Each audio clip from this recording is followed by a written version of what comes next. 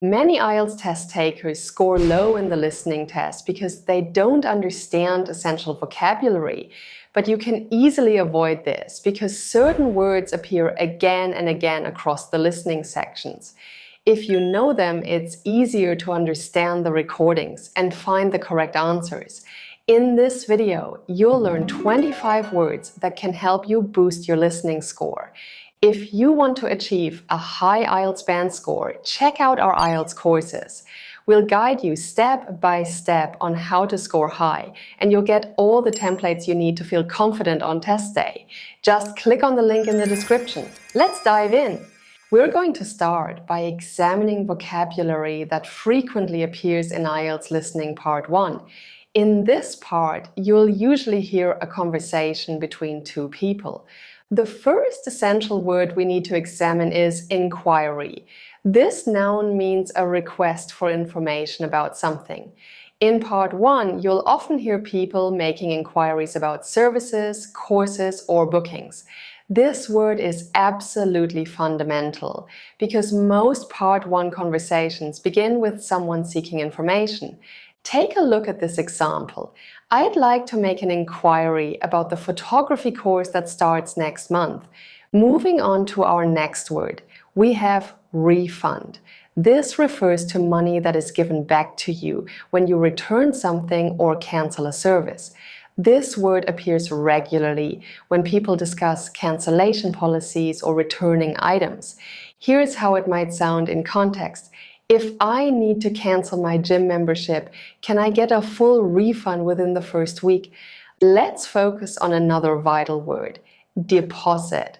This is money that you pay in advance as part of a larger payment, or money that you pay to secure a booking or service.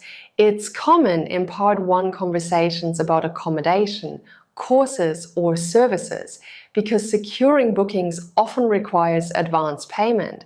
For instance, you might encounter, to secure your place in the course, you'll need to pay a deposit of £50. Now we turn to installment, which refers to one of several payments made over time to pay for something expensive. This word frequently appears when people discuss payment plans or fees, particularly for costly services. You could hear something like, you can pay the course fee in 3 installments over 6 months. Now, let's continue with vocabulary that's essential for Part 2, where a speaker usually describes a place, service, or facility. An important word to know is premises. This word refers to the buildings and land that a business occupies. It's particularly valuable in Part 2 when people discuss locations or facilities where services are provided. Consider this example. Our new premises include a reception area, 3 classrooms, and a computer lab. Let's examine vicinity, which means the area around a particular place. This word might be used when speakers describe locations and what's nearby. It's significantly more advanced than simply saying near and demonstrates geographical precision. You might hear, the museum is located in the vicinity of the main shopping district. The next word is spacious. This describes something that has a lot of space and room. This adjective frequently appears when speakers describe rooms, buildings, or areas in facility descriptions. For example, the conference room is spacious enough to accommodate up to 40 participants. Moving ahead, let's look at adjacent, which means next to or beside something. It's commonly used when describing the location of rooms, buildings, or facilities in relation to each other during tours or explanations. Here's an example. The library is adjacent to the main lecture hall on the ground floor. Next comes renovated, meaning restored or improved by repairing and redecorating. This word often appears when speakers describe updated facilities or buildings that have undergone improvements. You could hear, the sports center was recently renovated and now includes a modern fitness suite. Let's turn our attention to accessible, which describes something that can be easily reached or used by everyone. This is important vocabulary for facility descriptions. For instance, all areas of the building are fully accessible with ramps and elevators available. Now, let's explore vocabulary that's particularly relevant for Part 3 in the IELTS listening test. In Part 3, you'll hear a conversation in an academic context. Assignment refers to a piece of work that students are asked to do as part of their studies. This word is absolutely essential for Part 3 conversations about academic work.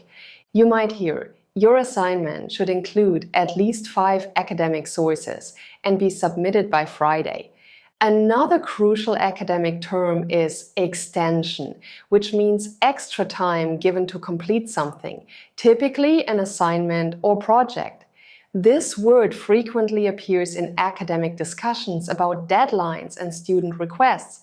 For example, I need to apply for an extension because I've been ill and couldn't work on my essay.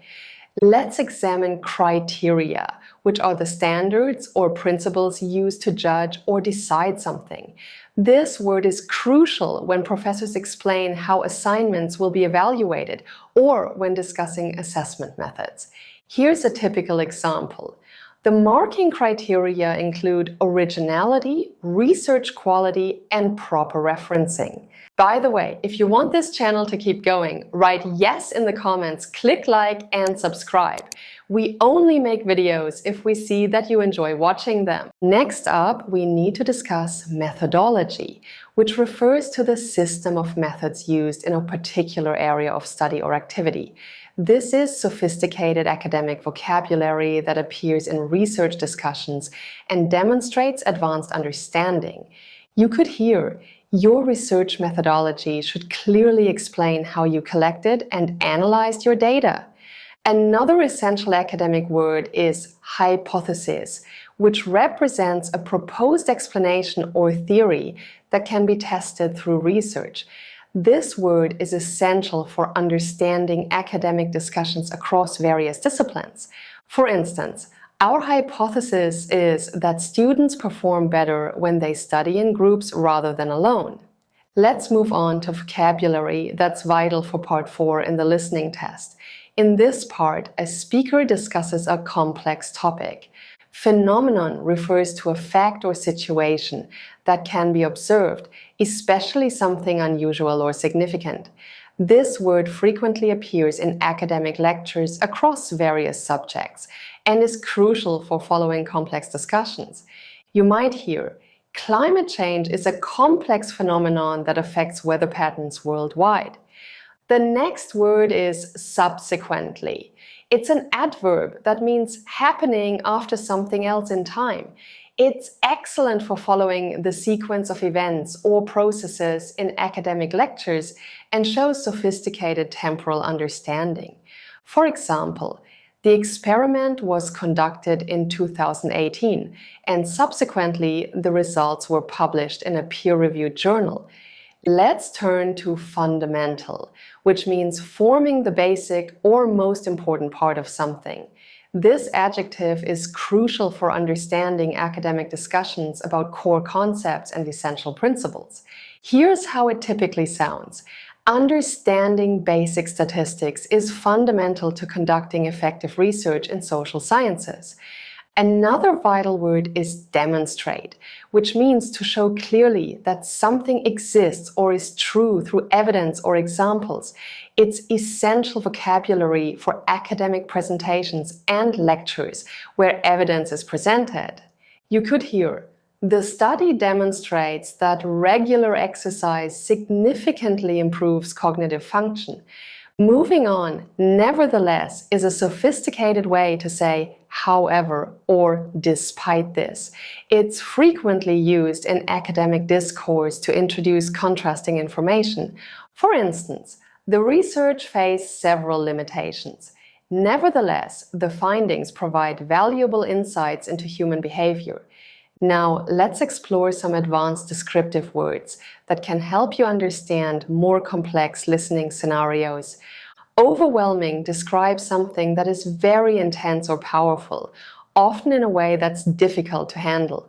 This adjective appears when speakers discuss strong emotions or challenging situations. You might hear, starting university can feel overwhelming at first, but you'll quickly adapt to the new environment. The next word we need to cover is deteriorate, meaning to become worse over time.